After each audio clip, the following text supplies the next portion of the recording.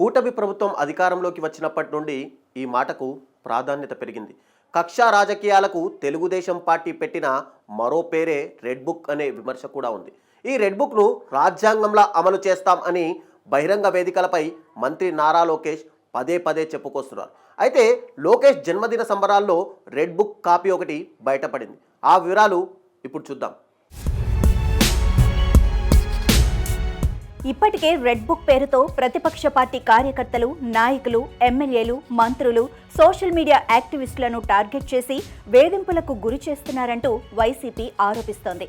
గత ప్రభుత్వంలో పనిచేసిన అధికారులపైన ఈ రెడ్ బుక్ అమలు చేస్తున్నారని, కానిస్టేబుల్ నుండి ఐపీఎస్ల వరకు కూటమి పాలనలో రెడ్ బుక్ బాధితులు బుక్ అవుతున్నారని ఉద్యోగ వర్గాలు కూడా మండిపడుతూనే ఉన్నాయి. పోస్టింగ్లు ఇవ్వక కొందరిని, కేసులు బనాయించి కొందరిని టార్గెట్ చేస్తున్నారని చెబుతున్నారు. ఇటీవలే దావోస్ పర్యటనలో అంతర్జాతీయ వేదికపై కూడా నారా లోకేష్ రెడ్ బుక్ ప్రస్తావన తెచ్చారు. పెట్టుబడుల కోసం వెళ్లిన చోట కూడా రాష్ట్ర రాజకీయ కక్షలను ప్రచారం చేసి ప్రపంచం ముందు ఏపీని శాంతి భద్రతలు లేని రాష్ట్రంగా చిత్రీకరించారని ప్రతిపక్ష వైసీపీ దుయ్యబడుతోంది. టీడీపీ కక్ష సాధింపులతో రాష్ట్రంలో అశాంతి నెలకొన్నట్టు స్వయంగా వారే బయట పెట్టుకున్నారని చెబుతోంది.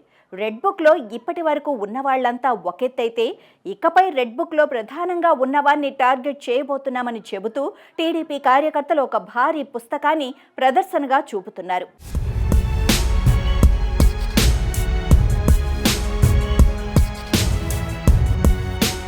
ఎర్రని అట్టతో రెడ్ బుక్ అని రాసి ఉన్న పుస్తకంపై టీడీపీ ఫర్ ఎవర్ అని రాసి ఉంది. పుస్తకంలో వైసీపీ అధినేత, మాజీ ముఖ్యమంత్రి వైఎస్ జగన్, మాజీ మంత్రులు కొడాలి నాని, రోజా, మాజీ ఎమ్మెల్యే వల్లభనేని వంశీ తదితరుల ఫోటోలు ఉన్నాయి. ఈ రెడ్ బుక్ ను చూపిస్తూ టీడీపీ కేడర్ వైసీపీని బహిరంగంగా రెచ్చగొడుతూ బెదిరింపులకు పాల్పడుతున్నారన్న ఆరోపణలకు ఈ ఊరేగింపులు అద్దం పడుతున్నాయి.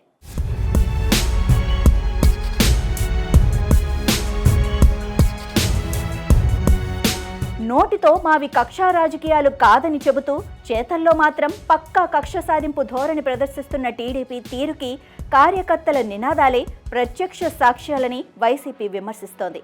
ఇదే ధోరణి కొనసాగుతూ పోతే ఏపీ రాజకీయాలు భవిష్యత్తులో ఎలా మారుతాయో అన్న ఆందోళన సామాన్య ప్రజల్లో వ్యక్తమవుతోంది.